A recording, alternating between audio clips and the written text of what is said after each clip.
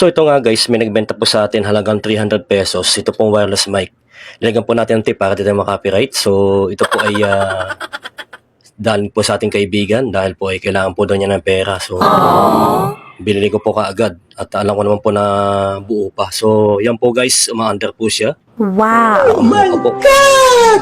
Ang problema lang po mga guys nito ay nakita ko na po, na-check ko na. Ang sira po niya ay ito po. Sa may loob po, yung po kanyang lagay ng battery ay kinalawang na. So, i-repair po na lang po natin yan. Gagawin na lang po natin. So, ayan guys. Halaga pong 300 pesos ay hindi tayo talo dito. Yes! Tayo naman po ay technician ay magagawa naman po natin kaagad. So, yan po. Yan pong papatan natin. Nasa loob yung pong pinakalaga ng battery. Kaya hindi po natin mailagay dahil kinalawang na po.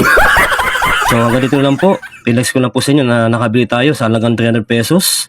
Maraming salamat guys. Thank you for watching. God bless us all. Follow and share.